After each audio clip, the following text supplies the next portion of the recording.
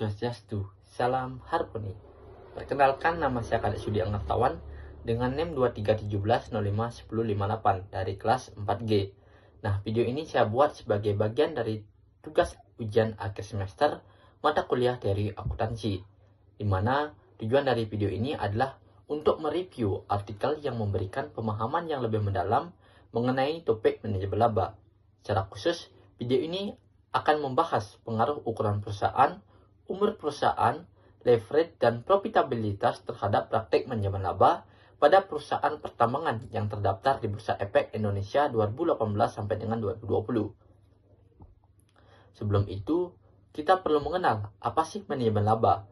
Jadi, manajemen laba merupakan tindakan manajemen dalam memanipulasi laporan keuangan agar terlihat lebih baik dari kondisi sebenarnya, dengan tujuan untuk memenuhi ekspektasi investor, menjaga harga saham, atau memenuhi syarat pinjaman. Nah, variabel dependen dalam penelitian ini adalah manajemen laba, sedangkan variabel independennya mencakup ukuran perusahaan, umur perusahaan, leverage, dan profitabilitas. Ukuran perusahaan adalah gambaran besar atau kecilnya suatu perusahaan yang biasanya diukur dari total aset yang dimiliki, jumlah pendapatan, atau nilai pasar perusahaan, dan umur perusahaan yakni lamanya perusahaan telah beroperasi, dan leverage yaitu penggunaan utang dalam pembiayaan aset perusahaan, dan profitabilitas yaitu kemampuan perusahaan dalam menghasilkan laba. Kemudian, adapun isu atau fenomena yang ditemukan dalam penelitian ini, di mana penelitian ini mengemukakan bahwa praktik manajemen laba masih menjadi isu krusial di industri pertambangan Indonesia, seperti terlihat dalam kasus pemalsuan laporan keuangan PT Timah Tbk pada tahun 2015. Di mana secara spesifik juga penelitian ini menemukan bahwa umur perusahaan dan leverage memiliki pengaruh positif signifikan terhadap manajemen laba, yang menunjukkan bahwa perusahaan yang lebih tua dan memiliki utang tinggi cenderung lebih aktif dalam merekayasa laba. Temuan ini juga menegaskan bahwa praktik manajemen laba sangat bergantung pada karakteristik dan konteks industri masing-masing perusahaan, serta menunjukkan ketidakkonsistenan dengan beberapa studi sebelumnya. Nah, adapun metode penelitian yang digunakan. Jadi, penelitian ini menggunakan metode kuantitatif dengan pendekatan regresi data panel, di mana data yang digunakan adalah laporan keuangan perusahaan pertambangan yang terdaftar di Bursa Efek Indonesia selama periode 2018 sampai dengan 2020. Dan teknik pengambilan sampel yang digunakan adalah purposive sampling, di mana penelitian ini memilih perusahaan yang memenuhi kriteria tertentu, seperti perusahaan yang terdaftar secara berturut-turut selama periode penelitian, dan menghasilkan 8 perusahaan yang dapat diuji. Kemudian, adapun hipotesis dalam penelitian ini, di mana ada 4 hipotesis utama yang masing-masing mewakili pengaruh dari satu variabel bebas terhadap manajemen laba. Nah, keempat hipotesis tersebut adalah hipotesis pertama, yaitu ukuran perusahaan berpengaruh terhadap manajemen laba. Hipotesis kedua, yaitu umur perusahaan berpengaruh terhadap manajemen laba. Hipotesis ketiga, yaitu leverage berpengaruh terhadap manajemen laba. Dan hipotesis keempat, yaitu profitabilitas berpengaruh terhadap manajemen laba. Nah, sebenarnya penelitian mengenai faktor-faktor yang mempengaruhi manajemen laba telah banyak dilakukan oleh peneliti terdahulu, namun menunjukkan hasil yang beragam. Nah, variasi hasil tersebut kemungkinan disebabkan oleh perbedaan dalam interpretasi laporan keuangan, penggunaan rasio keuangan, objek penelitian, periode pengamatan, hingga teknik analisis yang digunakan. Oleh karena itu, penelitian ini menawarkan pendekatan baru dengan fokus pada perusahaan pertambangan yang terdaftar di Bursa Efek Indonesia selama periode 2018 sampai 2020, dengan fokus pada sektor pertambangan yang menjadikannya relevan karena karakteristik operasional dan siklus bisnisnya yang khas dapat mempengaruhi strategi manajemen laba. Dengan demikian, penelitian ini diharapkan dapat mengisi kesenjangan literatur dan memberikan kontribusi empiris yang lebih spesifik. Nah, sebelum masuk ke pengujian hipotesis pertama, hal yang perlu dilakukan yaitu pengujian terhadap 3 model regresi data panel untuk menemukan model yang paling tepat digunakan dalam penelitian ini, di mana berdasarkan hasil uji Chow, Hausman, dan Langrendt multiplier disimpulkan bahwa model Fictional Effect Model atau model FEM adalah model yang paling sesuai. Oleh karena itu, model FEM digunakan lebih lanjut untuk mengestimasi pengaruh ukuran perusahaan, umur perusahaan, leverage, dan profitabilitas terhadap manajemen laba pada perusahaan pertambangan yang terdaftar di Bursa Efek Indonesia selama periode 2018 sampai dengan 2020. Kemudian dilanjutkan dengan melakukan uji asumsi klasik. Nah, dilakukannya uji asumsi klasik ini untuk memastikan validitas model regresi, di mana uji pertama adalah uji multikolinearitas yang bertujuan mengidentifikasi adanya korelasi tinggi antar variabel independen, di mana hasilnya yaitu menunjukkan bahwa tidak terjadi multikolinearitas dalam model regresi ini. Kemudian uji kedua yaitu adalah uji heterokedastisitas yang digunakan untuk mengetahui apakah terdapat ketidaksamaan varian pada residual model regresi data panel, di mana hasil pengujian menunjukkan bahwa tidak terjadi heterokedastisitas hingga model regresi dinyatakan memenuhi asumsi klasik.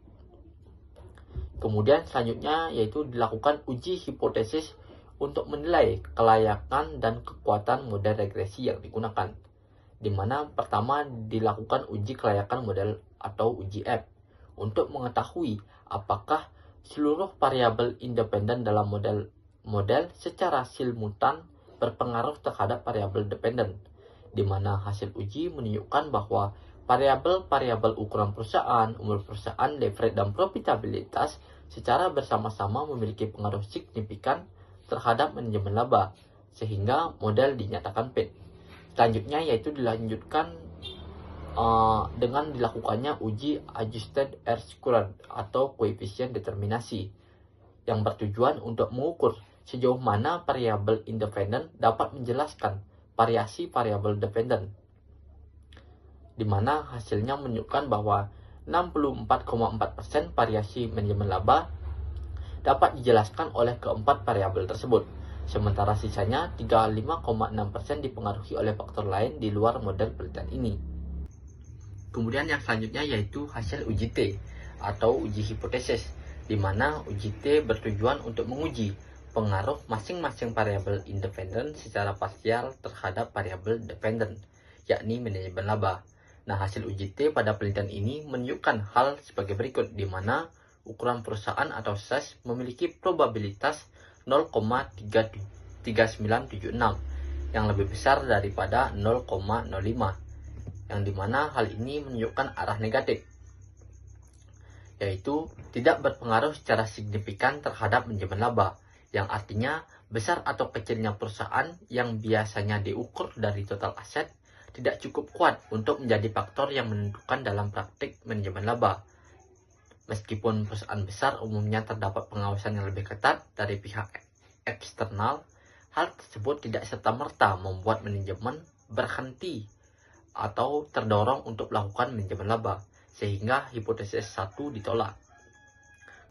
Yang selanjutnya yaitu umur perusahaan atau age, di mana memiliki probabilitas 0,0300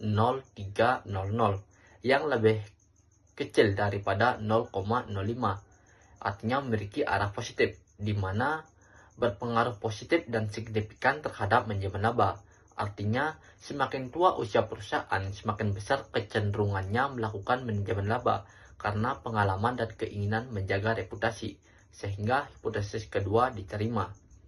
Kemudian yang ketiga yaitu leverage atau LEV, di mana memiliki probabilitas 0,000, yang artinya lebih kecil daripada 0,05, yang memiliki arah positif, sehingga berpengaruh positif dan signifikan terhadap manajemen laba. Nah, hal ini juga menunjukkan bahwa perusahaan dengan leverage tinggi cenderung melakukan manajemen laba. Hal ini dilakukan untuk menjaga citra keuangan yang baik agar tetap menarik bagi investor. sehingga hipotesis ketiga diterima. Kemudian yang terakhir yaitu profitabilitas atau PROP, di mana memiliki probabilitas 0,0829 yang lebih besar daripada 0,05, yang artinya memiliki arah positif, di mana tidak berpengaruh secara signifikan terhadap manajemen laba. Artinya, tingkat keuntungan atau ROA tidak cukup mempengaruhi keuntungan manajemen dalam melakukan praktik manajemen laba. Nah, faktor lain mungkin lebih dominan dalam mempengaruhi perilaku pelaporan keuangan perusahaan, sehingga hipotesis H4 ditolak. Nah, adapun kesimpulan dan saran dalam review artikel ini, di mana dari penelitian ini menunjukkan bahwa umur perusahaan dan leverage berpengaruh signifikan positif terhadap manajemen laba.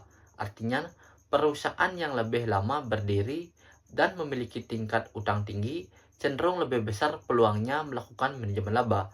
Sebaliknya, ukuran perusahaan dan profitabilitas tidak memiliki pengaruh yang signifikan, sehingga besar kecilnya aset dan tingkat keuntungan tidak menentukan kecenderungan perusahaan dalam memanipulasi laporan keuangan.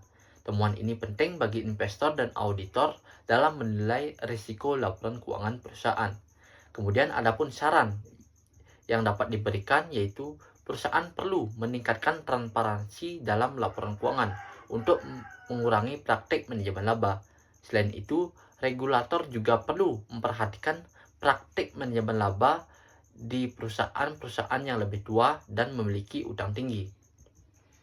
Kemudian, adapun kelebihan dan kekurangan dalam review artikel ini, di mana kelebihan dari penelitian ini terletak pada penggunaan data yang relevan dan terkini, yaitu laporan keuangan perusahaan pertambangan periode 2018 sampai dengan 2020, serta penerapan metode analisis regresi data panel yang sesuai dengan karakteristik data.